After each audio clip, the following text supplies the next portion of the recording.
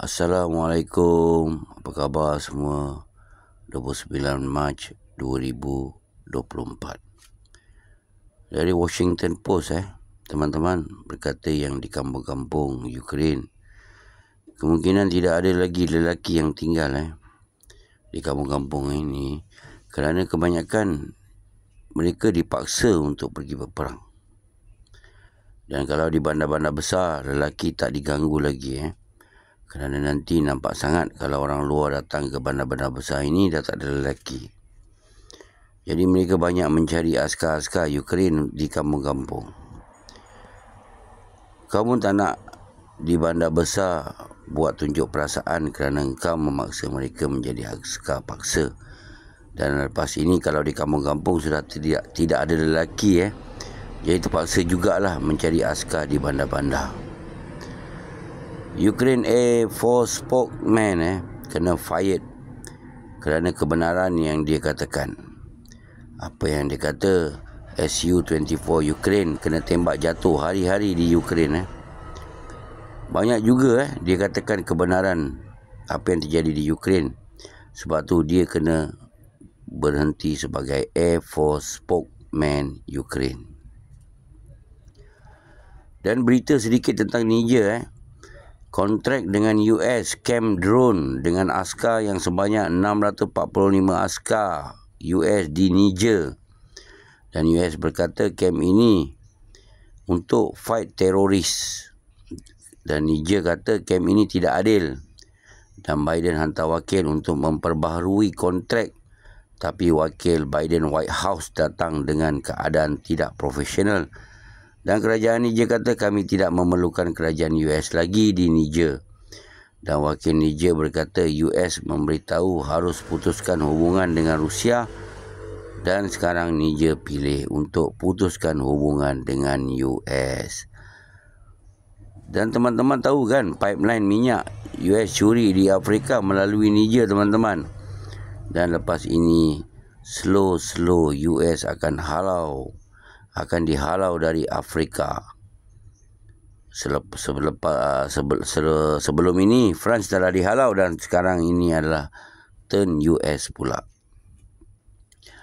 Dan US State Department berkata yang akan menghukum pemerhati negara-negara dunia yang memerhati hari pilihan raya dan memberitahu dunia berita di sana.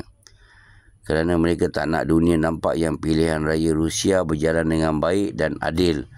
Tapi apakan daya, Putin telah menang 85% pilihan raya dan akan menarajui Rusia selama 6 tahun lagi. Walau Zelensky buat video yang pendek dengan askar Rusia dan polis Rusia memukul pengundi, dan selepas video ini diupload dan penonton video ini banyak komen yang video ini fake dan plan lakonan video ini penonton dapat lihat seperti lakonan untuk memburukkan pilihan raya Rusia. Okey, kita cerita sedikit tentang Yaman pula. Yaman attack kapal Israel dan US di Indian Ocean. Fikirkan teman-teman keupayaan Yaman yang membuat Israel susah sekarang. Bukan kapal minyak tapi kapal perang US destroyer. Teman-teman cuba lihat di peta di mana Yaman menyerang Israel US yang cuba pusing jalan jauh di laut Indian Ocean. Maknanya misail Yaman mereka efektif Dan paling yang memalukan, tidak ada satu pun cerita ini di berita.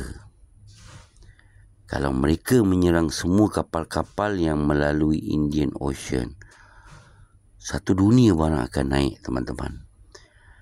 Tapi mereka hanya menyerang kapal US dan Israel saja. Inilah orang kata anti-imperialis yang menyerang Gaza dan Yaman terpaksa bayar balik apa yang mereka lakukan. Tahu tak teman-teman, US destroyer menggunakan satu peluru sahaja berharga 1 juta setiap satu untuk menembak satu drone Yaman yang hanya berharga beberapa ribu saja. Seperti juga kapal perang British yang menggunakan satu misail berharga 1 juta pound dan drone dan misail Yaman yang tak terlalu mahal tapi efektif. Ini kerugian yang US hadapi. Memang tak salah lah kalau cakap Yaman ni berperang dengan Arab Saudi dan US sekian lama.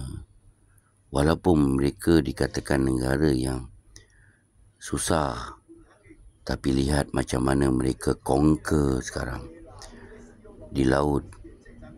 Macam mana mereka membantu Gaza. Masya Allah. Memang tak dapat disangkal lagi. Apa yang mereka lakukan adalah terbaik untuk rakyat Gaza. Mereka sanggup berkorban untuk Gaza, teman-teman. Mereka sanggup. Masya Allah. Memang saya tahu ada orang yang tak suka saya buat berita tentang Yaman. Anda boleh baca di komen. Saya tak jawab. Saya tak jawab orang tu. Ini bukan apa. Ini semua anti benda yang baik. Dan Putin juga berkata, ada 3 komen yang Putin berkata selepas dia menang pilihan raya. Putin katakan akan membina zon selamat untuk Kharkov region. Dan Putin juga berkata banyak askar NATO sekarang di Ukraine dan mereka akan mati di sana. Kalau NATO teruskan, ini adalah risiko World War. Maksud dia buffer zone ni, zon selamat, teman-teman, di Kharkov region.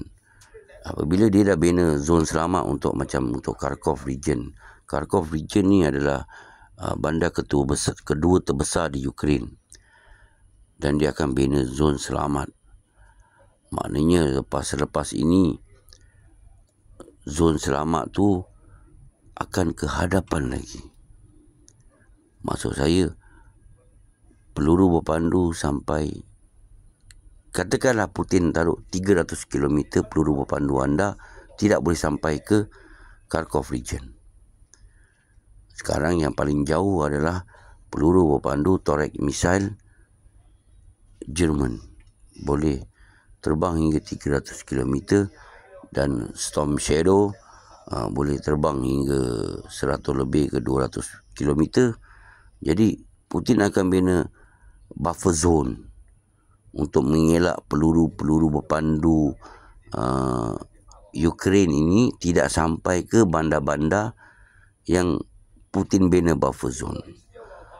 Maknanya sekarang bila Putin dah cakap Kharkov region, maknanya sampai ke depan lagi lah Putin. Makin jauh lah Putin akan berada di Ukraine. Assalamualaikum. Selamat berpuasa. Hurrah Yaman.